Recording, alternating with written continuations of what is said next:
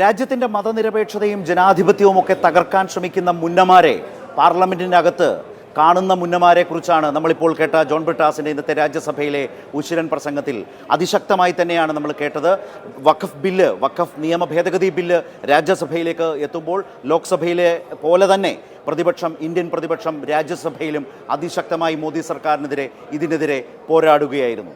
അതിശക്തമായ പോരാട്ടമാണ്. മധുരയിൽ നിന്ന് ന്യൂസ് ആൻഡ് വ്യൂസുമായി പ്രേക്ഷകർക്ക് മുൻപിലേക്ക് എത്തുമ്പോൾ മധുരയിൽ CPIMൻ്റെ 24ാം പാർട്ടി കോൺഗ്രസിൻ്റെ ഉദ്ഘാടന വേളയിൽ CPIMും മറ്റിടതു പാർട്ടികളും മുന്നോട്ട് വെച്ച വളരെ ശക്തമായ ഒരു രാഷ്ട്രീയ സന്ദേശമുണ്ട്. യോജിച്ച പോരാട്ടം, ആ നിർദ്ദേശത്തെ അല്ലെങ്കിൽ അതിൻ്റെ അനിവാര്യതയെ ഏറ്റവും അധികം പ്രതിഫലിപ്പിച്ച ഒരു സാഹചര്യത്തിലൂടെയാണ് രാജ്യം കടന്നു പോകുന്നത്. ന്യൂനപക്ഷങ്ങൾക്ക് ഭരണഘടന ഉറപ്പ് നൽകുന്ന അവകാശങ്ങളും സംരക്ഷണവും എല്ലാം റദ്ദു ചെയ്യുന്ന, അട്ടിമറിക്കുന്ന നിലയിലേക്ക് രാജ്യത്തെ ഭരണകൂടം മാറുമ്പോൾ അതിനെതിരായി ഇന്നലെ മധുരയിൽ ഇടതു പാർട്ടികൾ, CPIMൻ്റെ നേതൃത്വത്തിൽ ഇടതു പാർട്ടികൾ പറഞ്ഞ യോജിച്ച പോരാട്ടം എന്ന ആവശ്യത്തെ, നിർദ്ദേശത്തെ, ആ രാഷ്ട്രീയ നിരീക്ഷണത്തെ അക്ഷരാർത്ഥത്തിൽ ശരിവെക്കുന്ന അനുഭവങ്ങളിലൂടെ രാജ്യം കടന്നുപോകുന്നു. ഇന്ത്യൻ പാർലമെൻറ്റിൻ്റെ ഇരുസഭകളിലും നമ്മളത് കാണുന്നു. പക്ഷേ അപ്പോഴും നിരാശപ്പെടുത്തുന്ന കാഴ്ചകൾ അവിടെ നിന്നുണ്ടാകുന്നു എന്നുള്ളതാണ്. ന്യൂനപക്ഷ വിരോധം, ന്യൂനപക്ഷ വേട്ട നടക്കുമ്പോൾ അതിലെങ്ങനെയാണ് നിസ്സംഗത പാലിക്കാനാവുക, എങ്ങനെയാണ് മൗനം പാലിക്കാനാവുക?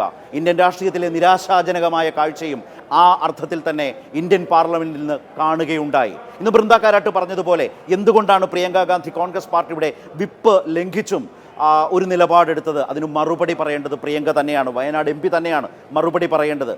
ഇന്ത്യൻ പാർലമെൻറ്റിലെ ലോക്സഭയിലെ പ്രതിപക്ഷ നേതാവ് രാഹുൽ ഗാന്ധി ഈ കേരളത്തിൽ നിന്ന്, വയനാട്ടിൽ നിന്ന് ഒരു ടേം ആ മണ്ഡലത്തെ പ്രതിനിധീകരിച്ച് ലോക്സഭയിലേക്ക് പോയ അനുഭവമുള്ളയാളല്ലേ? പ്രതിപക്ഷ നേതാവ് എന്ന നിലയിൽ എന്തുകൊണ്ടാണ് അദ്ദേഹം മുന്നിൽ നിന്ന് പട നയിക്കാതിരുന്നത് എന്ന ചോദ്യമുണ്ട്. പക്ഷേ അപ്പോഴും എല്ലാ പ്രതിപക്ഷ പാർട്ടികളും പൊതുവായി തന്നെ എടുത്ത പോരാട്ടത്തിൻ്റെ ആ മികവിൽ നിന്നുകൊണ്ട് അതിനപ്പുറത്തേക്ക് കടന്നൊരു വാക്കുപോലും പ്രതിപക്ഷ നേതാവിനെയോ കോൺഗ്രസിനെയോ അവരുടെ ഏറ്റവും വലിയ നേതൃത്വത്തിൽ നിന്നുണ്ടാകുന്ന നിസ്സംഗതയോട്, മൗനത്തോട് കടന്നൊരു വാക്കുപോലും പറയാതിരിക്കുന്നു എന്നുള്ളത് ഇന്ത്യൻ പ്രതിപക്ഷത്തിൻ്റെ യോജിച്ച പോരാട്ടത്തിൻ്റെ ഭാവി കാലത്തെ സംബന്ധിച്ച അനിവാര്യതയിലുള്ള തികഞ്ഞ ബോധ്യമാണ് എന്നുള്ളതാണ് മനസ്സിലാക്കേണ്ട അതിപ്രധാനമായ കാര്യം. അവിടെയാണ് വഖഫ് ബില്ല് എന്ന് പറയുന്നത് കേവലം ഒരു മുസ്ലിം പ്രശ്നത്തിനപ്പുറം ഒന്നൊഴിയാതെ മണിപ്പൂർ പ്രശ്നം, അതുപോലെ തന്നെ നമ്മൾ കണ്ടതാണ് ജബൽപൂരിൽ വൈദികർക്ക് നേരെ ഉണ്ടാകുന്ന സംഭവം.